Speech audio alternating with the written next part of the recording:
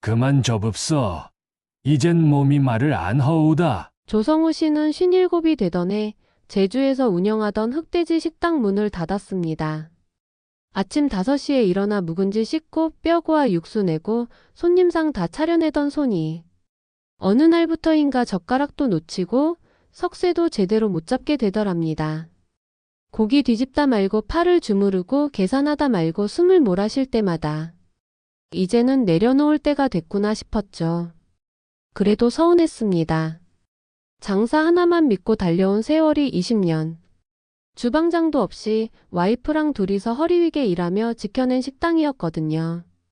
흑돼지 맛 좋다고 블로그에도 소개되고 단골 손님도 많았지만 세금 내고 직원 월급 주고 나면 딱히 남는 건 없었습니다.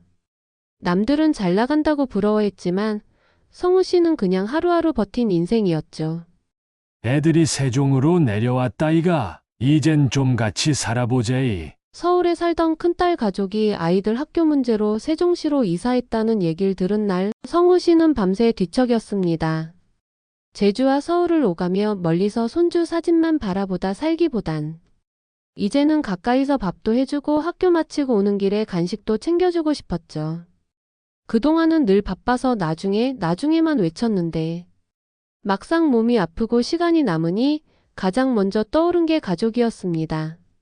서울은 집값이 너무 세고 부산은 멀고 세종이 딱 좋겠네. 성우 씨는 제주 식당을 내놓고 세종 신도시 아파트 매물을 보기 시작했습니다.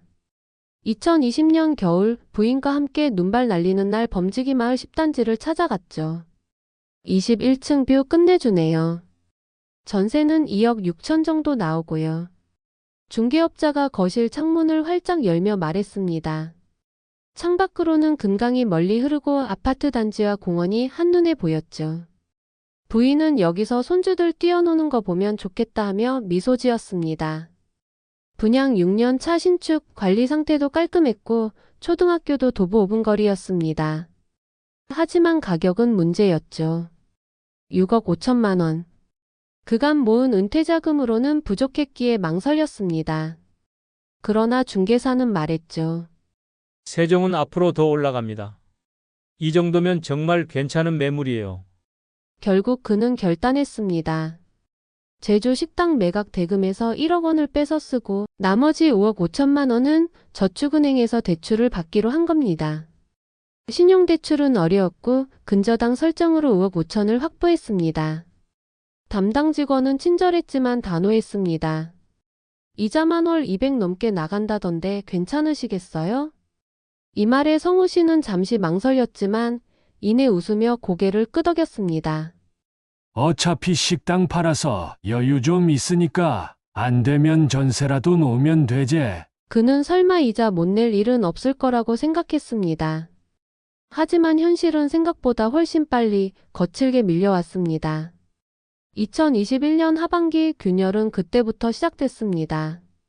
코로나19가 길어지면서 제주 관광객 수가 급감했고 매수자였던 젊은 부부는 식당 인수를 취소했습니다. 다시 다른 매수자를 찾아야 했죠.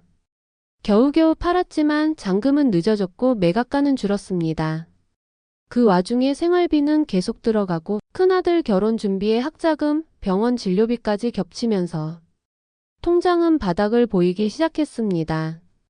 여윳돈이 점점 줄어들자 저축은행 이자는 통장에서 자동이체가 안 되기 시작했고 그는 점점 무거운 숨을 몰아쉬며 잠을 설쳤습니다. 식당도 없고 일도 없고 이자만 매달 나가니 미치겠네. 세종은 조용한 도시였습니다. 놀이터에서 손주들 노는 모습은 보기 좋았지만 막상 일거리가 없으니 시간이 남아도는 게 죄처럼 느껴졌죠.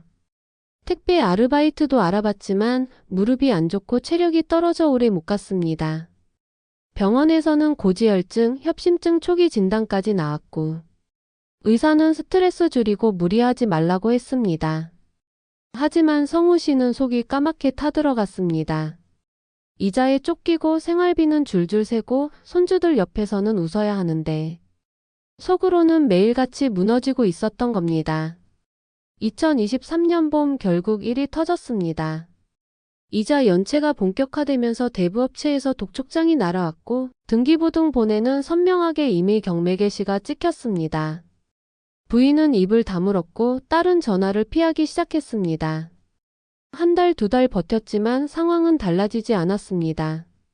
어르신, 여기 12층도 경매 나왔는데 낙찰가가 4억대밖에 안 나왔어요.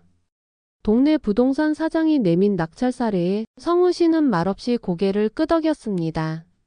그럼 난 역은 날리는 건가? 아니, 그보다 더일지도 모르겠네. 그는 그날 처음으로 이불 속에서 소리 죽여 울었습니다. 그는 매달 관리비도 밀리기 시작했습니다. 전에는 단 하루도 연체한 적 없던 성우 씨였지만 통장에서 이체가 거절되는 걸 처음 보고는 한참을 멍하니 서 있었죠. 2023년 겨울 관리사무소에서 보낸 체납 85만 원 고지서에는 23년 10월부터 12월까지 미납이라고 적혀 있었습니다.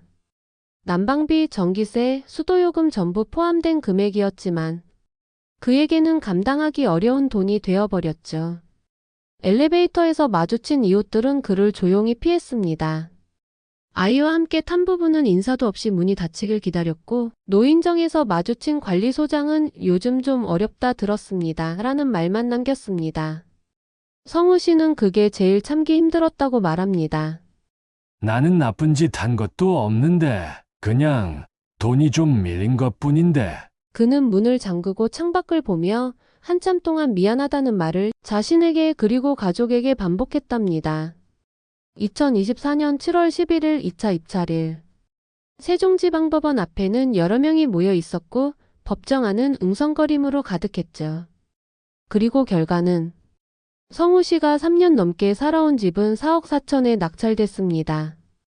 자기보다 서너 살은 어려 보이는 남성 이름이 낙찰자로 올라왔고 성우 씨는 그 순간 이 집도 이제 내게서 완전히 떠나는구나를 느꼈죠.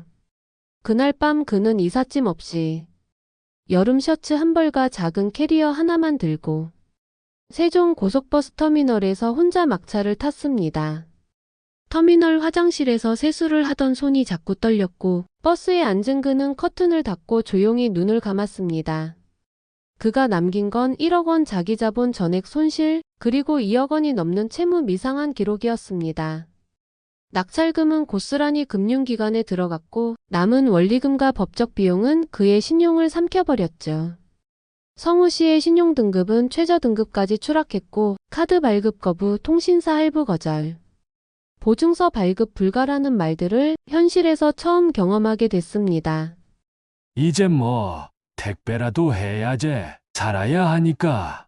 그는 한숨을 내쉬며 채무자 교육 통지서를 읽었고 자신의 이름 옆에 적힌 빨간 도장이 너무 선명해 눈을 감고 말았습니다. 성우 씨는 다시 제주로 돌아왔습니다. 그가 20년간 일했던 식당은 이미 다른 주인이 들여왔고 간판은 바뀌었고 단골이었던 이웃들은 그를 더 이상 기억하지 않았습니다. 당장 머물 곳이 필요해 도두항 근처의 해산물 창고에서 숙식 제공 아르바이트를 시작했죠. 무, 미역, 오징어, 전복을 상자에 나눠 담고 포장지 씌우는 일이었지만 손으로 하는 일엔 자신 있었기에 버틸 수 있었고 조용한 바닷바람만큼은 마음을 씻겨줬습니다. 냄새밴 고무장갑을 벗고 한숨 돌릴 때면 그는 멀리 바다를 보며 생각했습니다. 나는 아직 살아있구나. 그리고 아직 손이 움직이네. 큰딸은 더 이상 자주 연락하지 않았습니다. 이전엔 적어도 한 달에 한두 번은 안부 전화를 주고받았지만 경매가 시작된 이후로는 통화는커녕 메시지도 없었죠. 아빠가 알아서 한다며 다 결정했잖아. 딸은 마지막 통화에서 그렇게 말했습니다. 성우 씨는 그 말을 곱씹으며 며칠 잠을 못 잤습니다.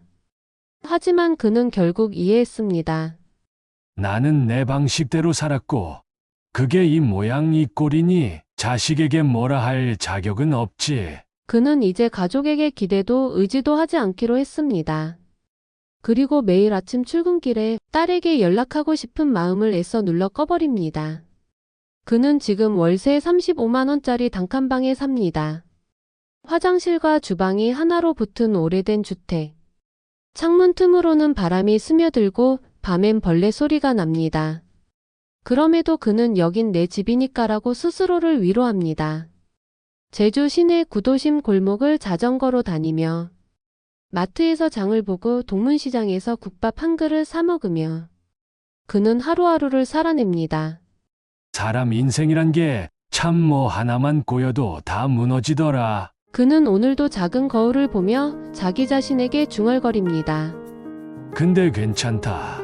아직 나니까. 그래도 아직은 내가 나니까. 다음 생엔 그냥 평범하게 살아도 괜찮겠지. 아파트에 살지 않아도. 그는 매일 아침 손수 도시락을 싸고 자전거 체인을 점검하며 하루를 엽니다. 흑돼지 기름 묻은 앞치마 대신 이젠 고무장갑과 포장박스를 들고 살아가지만 성우 씨는 여전히 자신의 손과 이름으로 하루를 버티고 있습니다. 그리고 속으로 조용히 기도합니다. 이젠 아무도 다치지 않게. 내 욕심이 그 누구에게도 피해주지 않게. 이상입니다. 유익했다면 좋아요와 구독 꼭 부탁드려요. 그럼 오늘도 오붓하세요. 감사합니다.